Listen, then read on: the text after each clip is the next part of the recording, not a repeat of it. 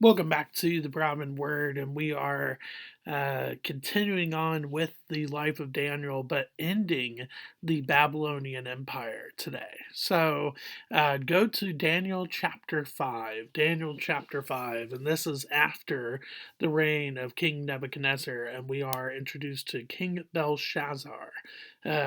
So let us go to Daniel chapter 5. We're going to be looking at the whole entire chapter today, and it's really about how, again, the Lord is involved in the rising and the falling of empires. But here, it's really interesting because I think it it definitely involves curse the promise given to Abram in Genesis chapter 12, where it talks about those who bless you will be blessed, and those who curse you will be cursed. Well, definitely the time for Babylon's reckoning has come. They obviously cursed Jerusalem by seizing and defeating them. Well, now their time has come. So it is about 539 BC at this time in Daniel chapter 5. You have the Babylonian Empire, but then there's this rumor of this other empire called the Medes and the Persians. And we'll get to that with the last verse in this chapter. But Daniel chapter 5, let's start verse 1. King Belshazzar made a great feast for 1,000 of his lords, and drank wine in front of the 1,000. Belshazzar, when he tasted the wine, commanded that the vessels of gold and of silver that Nebuchadnezzar his father had taken out of the temple in Jerusalem be brought, that the king and his lords, his wives, and his concubines might drink from them. Then they brought in the golden vessels that had been taken out of the temple, the house of God in Jerusalem, and the king and his lords, his wives, and his concubines drank from them. They drank wine and praised the gods of gold and silver, bronze, iron, wood, and stone. So, let's pause there for a second. When it describes Belshazzar as in his connection with Nebuchadnezzar being Nebuchadnezzar his father, as we see in verse 2, and then a couple verses in this chapter as a whole afterwards. I think what this is pointing to, could it be that Belshazzar is Nebuchadnezzar's actual son? Yes. Could it be that he is a grandson? Yes. A lot of the times in ancient Near Eastern culture, especially in scripture, we will see a father be described for somebody that is a grandfather or a great grandfather. But the idea is that they are in their lineage. Now, could it be too that it is a political statement where he is calling Nebuchadnezzar his father because he is a predecessor, even if they aren't biologically related? Yes, we have seen that as well. So, is there a connection between Nebuchadnezzar and Belshazzar? Absolutely. Is it biological? Is it political? That is not as clear, cut and dry. However, I probably lean more towards the biological. I think he probably is a grandson of Nebuchadnezzar, or possibly his direct son. But with that being said, the other thing that is important though is the disrespect that Belshazzar has for the Lord. He takes these items that were taken from the temple, has no respect for that temple, and then therefore uses them in a very inappropriate manner. Now, don't get me wrong, it's not that Belshazzar knew exactly what he was doing. And at that time, if a king conquered another country, he wouldn't go about that country before he conquers them, interviewing those people and saying, "Hey, what should I be aware of?" So, so I'm not saying that Belshazzar is we should be surprised that he does this. It is very common for kings um, to bask in their glory of those that they have conquered. And so the big problem, of course, is that he's doing against the Lord, but then he's also, um, and the people around him are praising the gods of gold and silver, bronze, iron, wood, and stone, which you could go all the way back to the first dream with Nebuchadnezzar and say, how could they possibly be celebrating the gods of those things if that statue comes crumbling down by the Lord? Again, Belshazzar either doesn't know the first dream and its interpretation or does not obviously care about that. But then something remarkable happens in the midst of all this revelry and this disrespect of the Lord. Something remarkable happens. Verse 5. Immediately the fingers of a human hand appeared and wrote on the plaster of the wall of the king's palace opposite the lampstand. And the king saw the hand as it wrote. Now, that's always been interesting to me. Why did God send the fingers of a human hand to to write this thing on the wall? Why did he do that? Like, couldn't he just have written it on the wall? Yes, but with people that are intoxicated, they may not have heard or seen until way later if it was just writing. So the fact that there was this massive hand, uh, this massive hand that is writing, I think is a way to grab attention, but also obviously to make them be in utter astonishment what is happening. So there's no rest of the body; it's just the fingers of a human hand, um, which, which again, you wonder is that God's uh, is that a sense of God's humor? Who knows? But it's very interesting to me that he does that. And I think it's because he's trying to get the attention of not just King Belshazzar, but everybody around him. Verse 6. Then the king's color changed, and his thoughts alarmed him. His limbs gave way, and his knees knocked together. The king called loudly to bring in the enchanters, the Chaldeans, and the astrologers. The king declared to the wise men of Babylon, whoever reads this writing and shows me its interpretation shall be clothed with purple and have a chain of gold around his neck and shall be the third ruler in the kingdom. Then all the king's wise men came in, but they could not read the writing or make known to the king the interpretation. Then King Belshazzar was greatly alarmed, and his color changed, and his lords were perplexed. So he has a very obviously uh, terrified expression and response to this hand. And so, just like King Nebuchadnezzar, who's very alarmed by his dreams, he calls out and wants to know what's going on. But thankfully, somebody does remember Daniel. Verse 10. The queen, because of the words of the king and his lords, came into the banqueting hall, and the queen declared, O king, live forever. Let not your thoughts alarm you, or your color change. There is a man in your kingdom in whom is the spirit of the holy gods.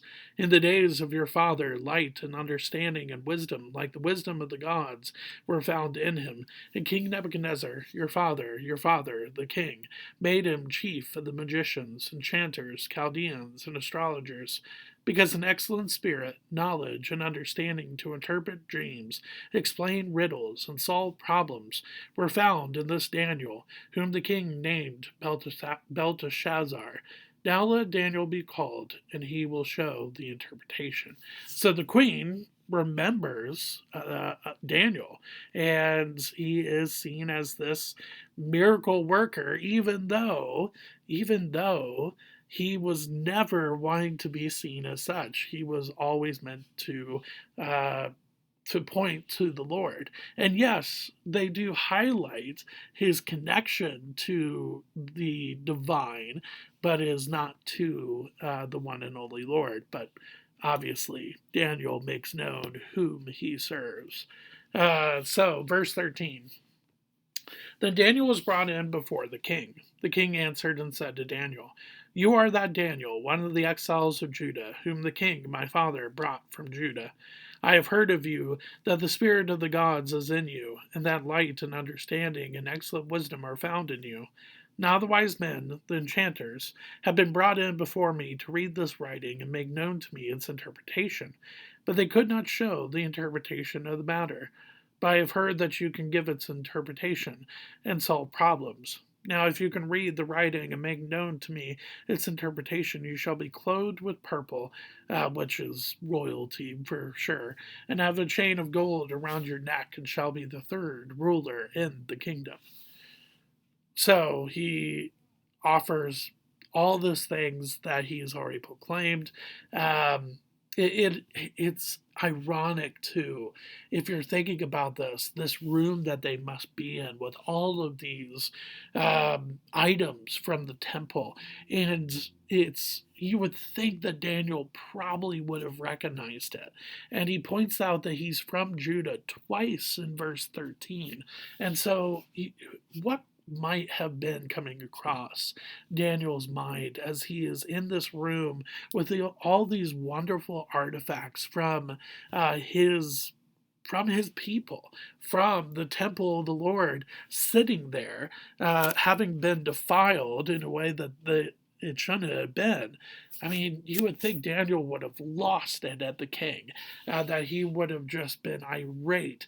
But no, he allows he basically is there to give the king the message just like he did with Nebuchadnezzar. So verse 17.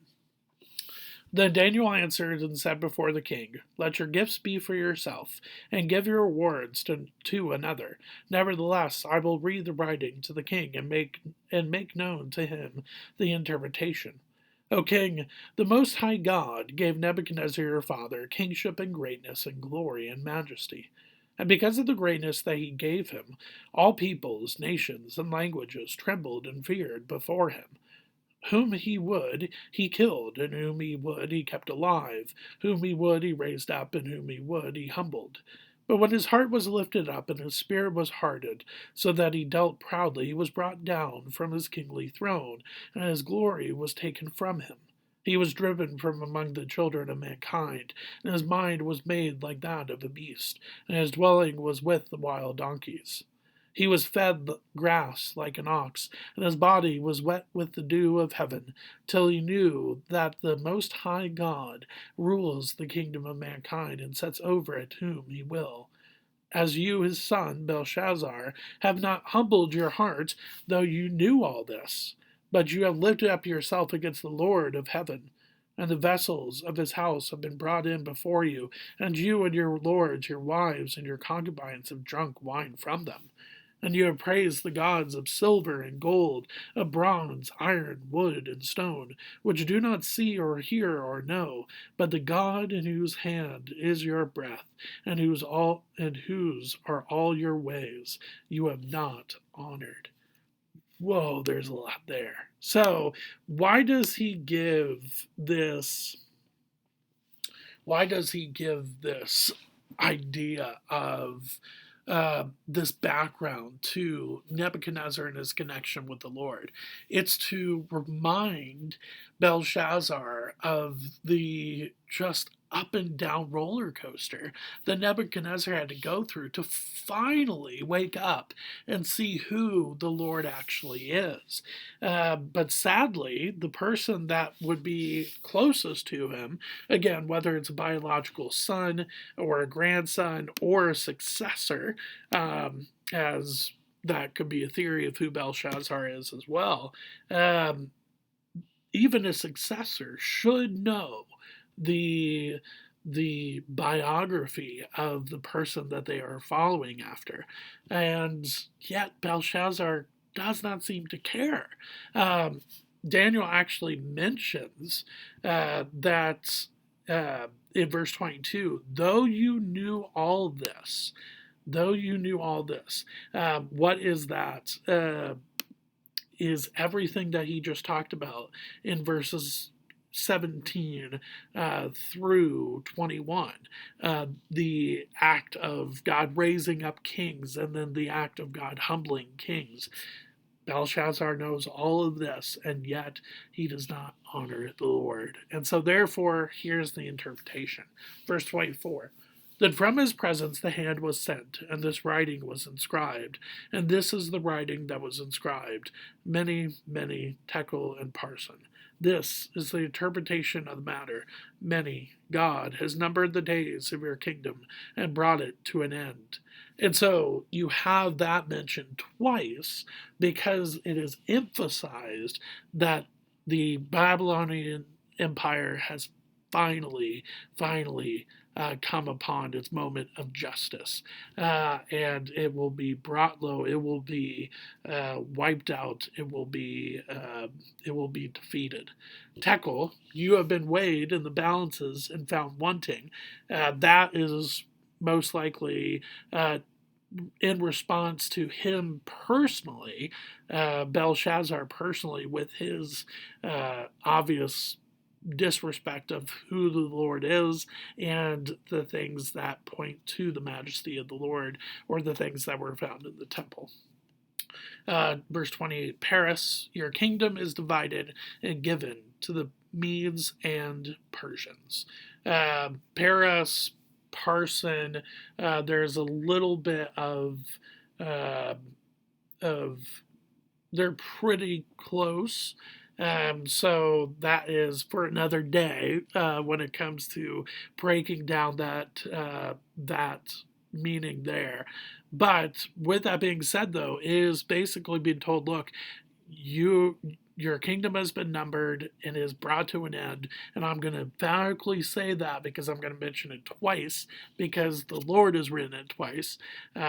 You personally, Belshazzar, have been weighed in the balances and found wanting, or you have sinned, and then your kingdom is divided and has been given to the Medes and the Persians, which is not just fulfilling the dream that was given to King Nebuchadnezzar, the first dream, but also is about to happen.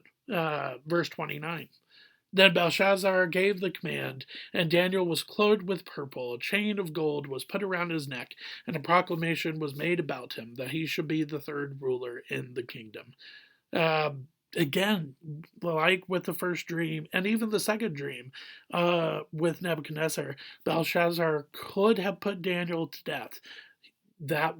Honestly, he could have, but he does not.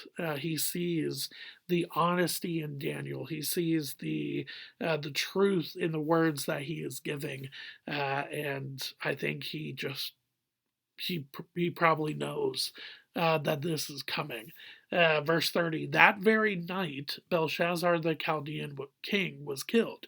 So, could it be that he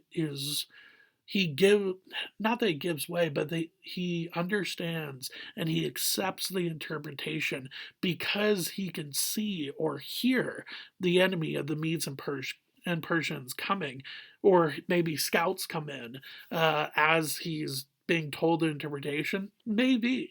But basically, it does not take long for justice to come upon Belshazzar, and he is killed that evening.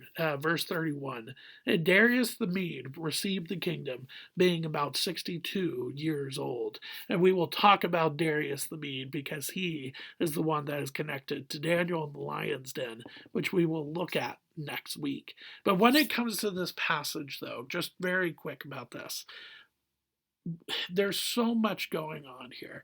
What can we take away from this? One, the things that the Lord has set apart for himself, which, by the way, includes you and I as his followers. He is